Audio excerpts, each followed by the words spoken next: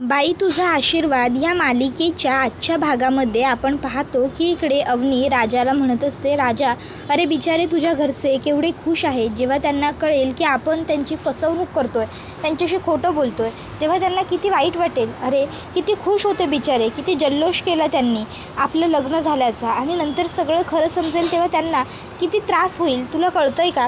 राजा म्हणतो, हो त्रास तर होईलच ना, पण तुम्ही काळजी करू नका, मी बोलतो ना त्यांच्याशी, सांगतो ना त्यांना सगळ्यांना.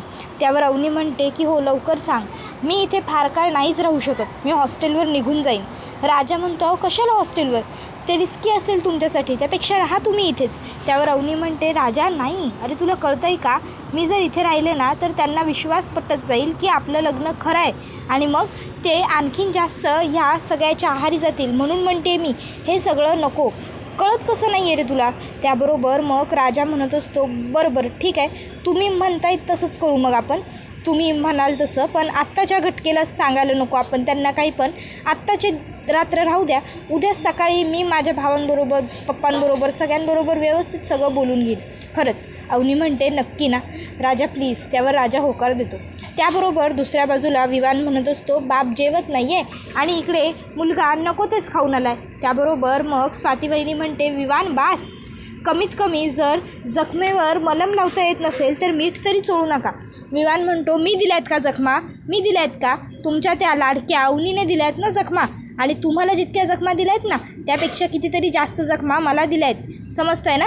हां, काय तिचं चॉईस, काय तर ड्रायव्हर बरोबर पळून गेली, तो साधा ड्रायव्हर आहे असं वाटत होतं एवढे दिवस, पण नाही, कशाचं काय, आता जाऊन कळतं आहे की तो तर एका गुंडाच्या फॅमिलीतला आहे ते.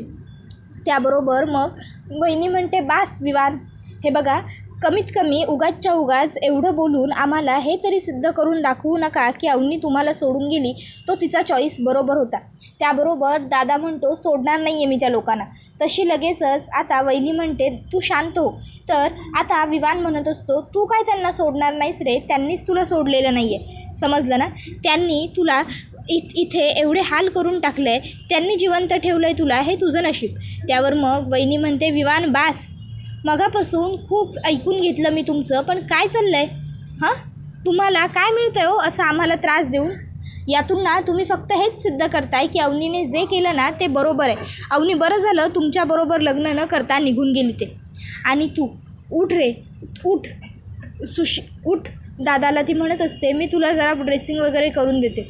त्याबरोबर दादा म्हणतो की गरज नाही आहे, मी ठीक आहे, आणि तो तिकडनं निघून जातो. त्याबरोबर इकडे विवान हा लगेचच एका माणसाला बोलावतो आणि त्याला विचारतो की काय रे, तुला माहिती आहे का त्या ड्रायव्हरचा पत्ता.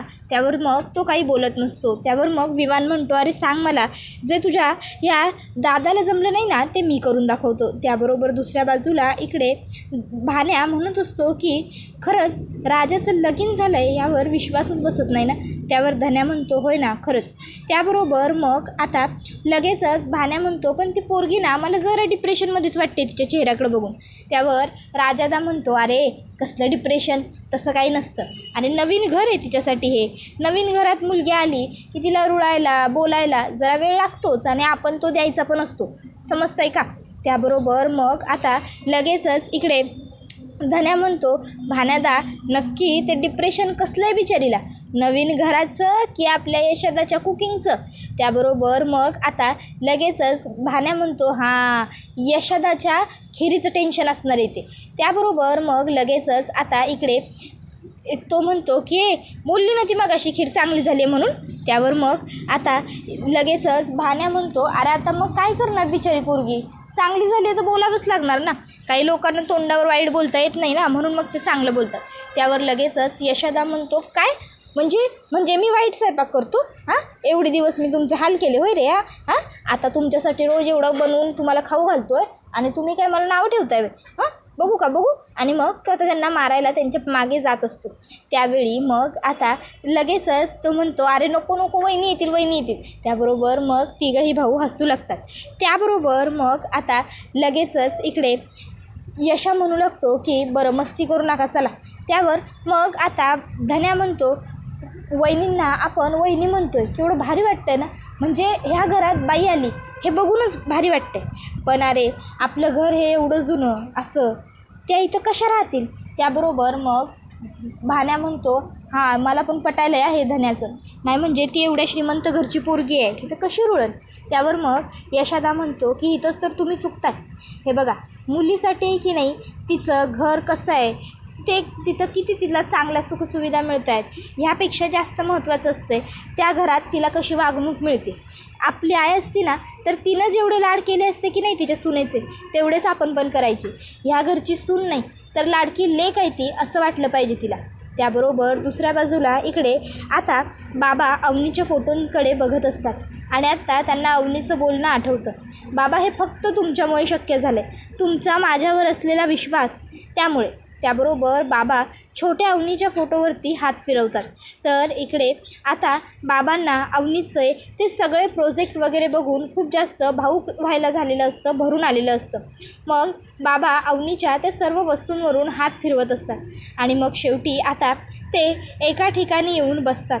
आता बसल्यावर बाबांच्या छातीत कळ यायला लागते आणि आता बाबा छातीत कळ आल्यामुळे जरा बेडला घट्ट पकडून घेतात. बाबा बेड घट्ट पकडतात पण बाबांच्या छातीतली कळ आणखीन तीव्र होते आणि बाबांना झटका येत असतो. तर दुसऱ्या बाजूला तोपर्यंत विवान हा रागारागात बाहेर आलेला असतो आणि आता तो ताबडतोब गाडीचा दरवाजा उघडतो आणि गाडीमध्ये जाऊन बसतो आणि आता गाडीत बसून तो लगेचच्या लगेच बंदूक हातामध्ये घेतो आणि म्हणत असतो की अवनी तू खूप मोठी चूक केलेली आहेस अवनी ह्या फॉरेन रिटर्न विवानला नाकारून.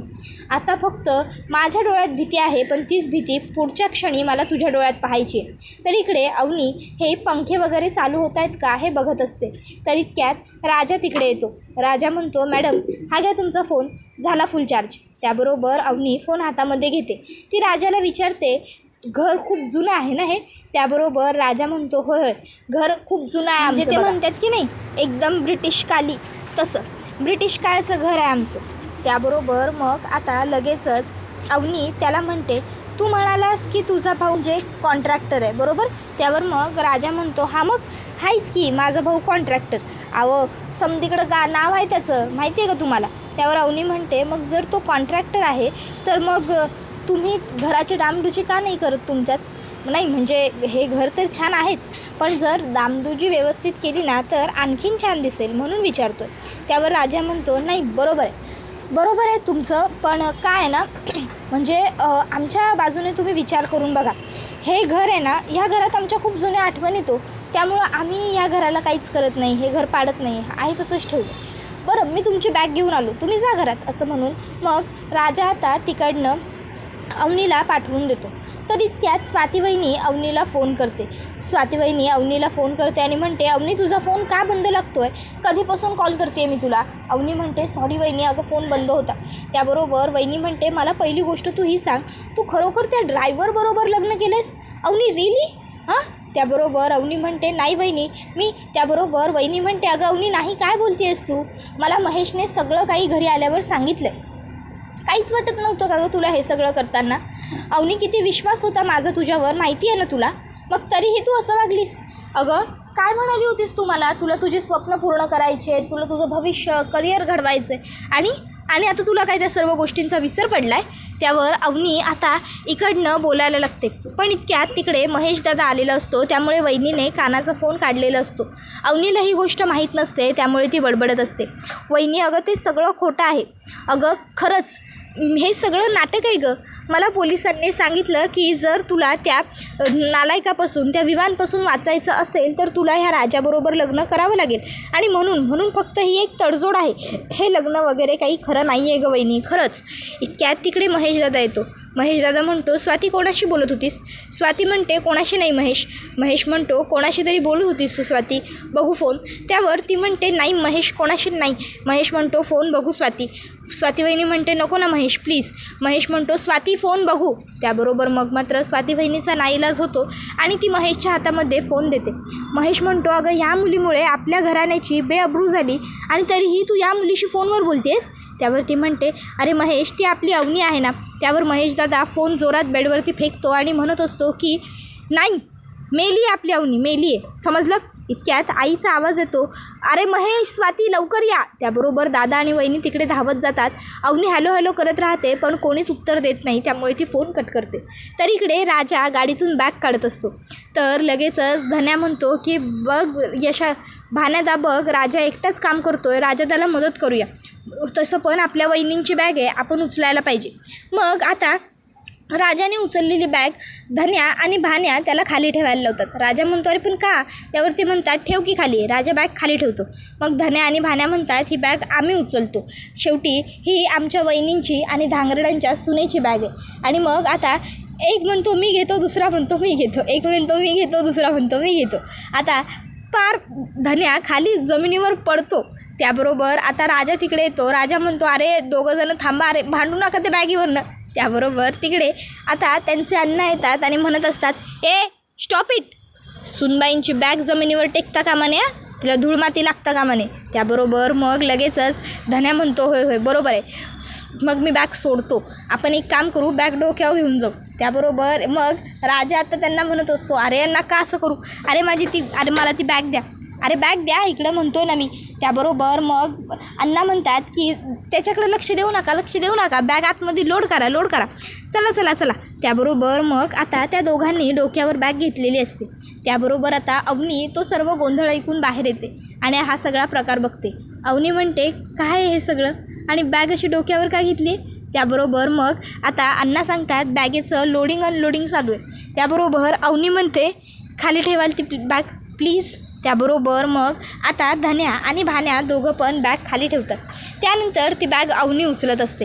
आता ते तिघं म्हणतात की नाही नको राहू दे. अवनी म्हणते, नाही नको, तुम्ही तिघं पण राहू द्या. त्यावर राजा म्हणतो, अहो मॅडम लय वाईट दिसायला लागलं, द्या मी उचलतो, द्या. आणि मग राजाच ती बॅग शेवटी आतमध्ये घेऊन जातो. त्याबरोबर मग भाण्या म्हणत असतो की दादा, अरे उगाच असं केलं की आपण. तर इकडे अवनी आतमध्ये गेल्यावर मग राजा तिकडे येतो आणि म्हणतो की अरे रॉकी द फादर आणि माझे एक्सटायटेड ब्रदर, तुम्हाला ना कोपरापासून हात जोडून सांगतोय, अरे त्यांना टेन्शन येईल असं काही वागू नका रे, नवीन आहेत त्या घरात, घाबरतील त्या तुम्हाला. त्याबरोबर मग तिकडे यशादा येतो आणि अण्णांना खीर देतो. आता अण्णा ती खीर घेऊन सुलू आत्याच्या घरी येतात आणि दरवाजा ठोठावतात. दरवाजा नलू उघडते. नलू म्हणते, अरे मामा तू इकडं? त्यावर मामा म्हणतो, अगं होय, खीर घेऊन आलो होतो. त्यावरती म्हणते, खीर कशासाठी? त्यावर मामा म्हणतो, अगं असं काय करतेस, धांगरड्यांच्या घराला बाईचा आशीर्वाद मिळाला, त्याच्यासाठी तोंड गोड करायला नको होय. त्यावर मग आता लगेचच ती म्हणते, असं होय, दे मामा खीर दे. आणि मग ती खीर खाते आणि म्हणते, अरे वा, खीर पण एकदम एकच नंबर, जबरदस्त झाली आहे की मामा, खरंच लई भारी खीर झाली आहे बघ, मला तर लईच आवडली ही खीर. वा, माझ्या यशानं बनवली ना मामा, जेव्हा मी लगीन करून येईन की नाही तुमच्या घरला, तेव्हा पण माझ्या यशाला अशीच माझ्यासाठी खीर करायला सांग काय. त्याबरोबर मामा आता काही बोलणार इतक्यात आतून सुलू आत्याचा आवाज येतो, कोण आहे तिकडं? त्यावर लगेचच अण्णा म्हणतात की आली आमच्या नरड्यावर बसायला. मग सुलू आत्या तिकडे येते आणि म्हणते, तू काय करायला इकडं आमच्या दारात? त्यावर अण्णा म्हणतात, अगं असं काय करायलेस, धांगरडांच्या माझ्या घरात आज सून आली आहे ना, मग सून आली आहे म्हणल्यावर गोडाधोडाचं करायला नको का, म्हणून गोडाधोडाचं केल्याबरोबर पहिलं पोराच्या आत्याचं तोंड गोड करायला आलो आहे बघ, घे खीर घे. त्याबरोबर लगेचच आता इकडे नलू म्हणते की मम्मी अगं घे की खीर, माझ्या यशानं बनवली.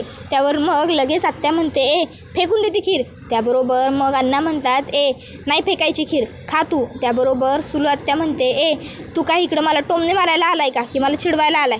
त्याबरोबर अण्णा म्हणतात, अगं मी कशाला तुला टोमणे मारायला आणि चिडवायला येऊ, माझ्या घरी सून आली आहे, सून, हे तुला सांगायला आलो आहे, समजलं ना? त्यावरती म्हणते, चल निघ, माझ्या घरला पाय नको लावू. त्याबरोबर तो म्हणतो की मला माझं घर आहे, मी जाणारच आहे. आली सुनबाई आली, बाईचा आशीर्वाद लाभला, बाई तुझा आशीर्वाद ग, बाई तुझा आशीर्वाद ग, डान्सिंग लाईटिंग असं म्हणत ते नाचतच तिकडनं जातात. त्याबरोबर सुलू आत्या म्हणते, खीर खायची का तुला? टाकून देते खीर पहिले. आणि मग सुलू आत्या नलूच्या हातातनं खिरीची वाटी हिसकावून घेते आणि फेकून देते. त्याबरोबर नलूला मात्र खूप जास्त वाईट वाटतं. तर दुसऱ्या बाजूला इकडे यशा, राजा, धन्या, भाण्या चौघही जण बोलत असतात. राजा म्हणत असतो की आपल्याला आहे ना त्यांच्यासाठी व्यवस्थित वागावं लागेल, उगाच त्या घाबरतील असं काही करायला नको आहे आपण, मग अशी बॅग घेऊन नाचायची काय गरज होती तुम्हाला दोघांना. त्याबरोबर मग आता लगेचच इकडे यशादा हा म्हणत असतो, नाहीतर काय उगाच वेड्यासारखं वागू नका रे. त्याबरोबर मग आता धन्या म्हणतो की एक मिनिट, आमच्या वहिनीसाठी काय करायचं हे काय आम्ही याला विचारून करायचं का? याची परमिशन घ्यायची की काय? आता आम्ही आमच्या वहिनींची बॅग आणायला गेलेलो. त्याबरोबर मग राजा म्हणतो अरे पण त्या घाबरल्या असत्यानं त्याच्यामुळं तुम्हाला कळत नाही का रे? त्याबरोबर मग आता धन्या आणि भान्या ह्या दोघांमध्ये बॅग कुणी उचलणार ह्यावरून भांडण होत असतं. मग आता लगेचच त्या भांडणामध्ये डब्बा पडणार असतो पिठाचा, पण यशोदा पटकन खाली बसतो आणि तो डब्बा पकडतो. तर अवनी आतमधून विचारते काय काय पडलं? त्याबरोबर राजा म्हणतो काही नाही, मांजर आहे मांजर. तसा लगेचच आता धन्या हा मांजरीचा आवाज काढतो. मग आता इकडे भान्या म्हणत असतो की आम्ही आमच्या वहिनींसाठी केलं होतं. राजा तू आम्हाला काही सांगायचं नाही आहे, आम्हाला शहाणपणा नाही शिकवायचा. त्यावर मग आता यशोदा म्हणतो अरे तुम्ही जरा शांत बसा की. त्याबरोबर मग धन्या म्हणतो अरे तुम्ही कशाला भांडताय? त्या वहिनींना बरं वाटायला पाहिजे की नाही. अरे तुम्ही दोघं गप्प बसा ना. राजा दा कशाला तू त्याच्या नादी लागतोय? त्याबरोबर राजा म्हणतो ओ शेंडेफळ, तुम्ही पण होता मागाशी त्याच्यामध्ये, तुम्ही पण होता ना बॅग उचलण्यात. त्याबरोबर मग लगेचच आता धन्या म्हणतो अरे तुम्ही मला त्या सगळ्यात घेऊ नका, माझं एवढंच म्हणणं आहे की आत्ता चांगलं वागा. त्याबरोबर राजा म्हणतो माझ्याशी चांगलं वागायचं? आता मी काय बॅचलर नाही आहे तुमच्यासारखा पोरगा टोरगा. आता लगीन झालं आहे माझं, आता मी लग्न झालेला माणूस आहे, शादीशुदा, माझ्याबरोबर चांगलं वागायचं. त्याबरोबर आता ते तिघं भाऊ मस्ती करायला लागतात राजाबरोबर आणि त्या मस्तीमध्ये पीठ सांडतं. आता तिघंही पिठाने भरून जातात. इतक्यात अवनी तिकडे येते. आता अवनीला बघून लगेचच चौघंजणं लांब लांब जातात. तर राजा उठून अवनीजवळ येतो आणि अवनीला विचारतो काय झालं नाही म्हणजे. त्याबरोबर अवनी म्हणते तुमचं काय चाललं आहे? त्यावर मग राजा म्हणतो की ते काही तुम्ही एवढं सिरियस घेऊ नका, ते एवढं काही महत्त्वाचं नाही, तुम्ही बोला की तुमचं काय. त्यावर अवनी म्हणते बाथरूम कुठे? मग चौघंही हात करून दाखवतात की तिकडे. तसा राजा म्हणतो मी मदत करतो, या इकडं तुम्हाला सोडायला येतो. आणि मग राजा तिला बाथरूममध्ये घेऊन जातो. यशोदा आता म्हणत असतो अरे जरा चांगलं वागं की तिच्यासमोर, असं येण्यासारखं नका वागू, समजलं का तुम्हाला? कळलं का? शांत शाण्यासारखं वागायला शिका जरा, उगाचच्या उगाच ती पोरगी बिथरल. त्याबरोबर मग आता भान्या याला लगेचच धन्या म्हणतो नाहीतर काय धन्या दा, अरे तू जरा चांगलं वाग की, कसा वागतोस तू तिच्यासमोर? त्याबरोबर मग लगेचच भान्या म्हणतो मी वाईट वागतो मी. मग तो आता धन्याला मारू लागतो. त्याबरोबर इकडे आता आई जी असते ती स्वाती वहिनी आणि दादाला आवाज देऊन सांगते की अरे बघा ना, मगापासून मी दरवाजा ठोठावते पण हे दरवाजाच उघडत नाही आहेत. मग दादा म्हणतो अगं पण बाबा अवनीच्या खोलीत करतायत काय? स्वाती वहिनी म्हणते मगाशी ते तिथे रडत बसले होते. त्यावर दादा म्हणतो काय रडत बसले होते? बाबा दरवाजा उघडा, बाबा आहो आहो सगळे हाका मारत असतात पण बाबा काही दरवाजा उघडत नसतात. मग शेवटी स्वाती वहिनी म्हणते दरवाजा तोडून टाक रे. त्याबरोबर दादा आता दरवाजा तोडतो. मग ते तिघंही आतमध्ये येतात आणि बघतात तर काय बाबा तिकडे पडलेले असतात. त्याबरोबर दुसऱ्या बाजूला इकडे आता धन्या आणि भान्या हे दोघंजणं आवरावर करत असतात. आता यशोदा म्हणत असतो अरे पटपट आवरा, त्यांना भूक लागली असेल. त्याबरोबर मग तिकडे राजा येतो आणि म्हणतो की काय रे तुम्हाला बाथरूममध्ये बल्ब लावायला सांगितला होता ना, बल्ब का नाही लावला? त्यावर मग आता लगेचच धन्या म्हणतो अरे बल्ब लावायचा होता, 2 बल्ब आहेत आपल्या घरात पण करणार काय, बल्बचं कनेक्शनच नाही आहे ना आपल्या बाथरूममध्ये, त्यामुळं मग गडबड झाली सगळी. त्यावर मग आता अवनी तिकडे आलेली असते. राजा म्हणतो अभ्यासाच्या गडबडीत आमचा धन्या कधी कधी विसरतो गोष्टी, पण म्हणजे त्याबरोबर अवनी म्हणते नाही काही हरकत नाही ठीक आहे. त्यावर राजा म्हणतो धन्या पुन्हा कामं सांगितलेली विसरत जाऊ नको रे. धन्या होकार देतो. मग आता लगेचच इकडे विचारायला लागते अवनी की टॉर्च वगैरे मिळेल का? त्यावर तिघंही तिला टॉर्च देतात. त्याबरोबर मग आता लगेचच अवनी त्या तिघांनाही हसते.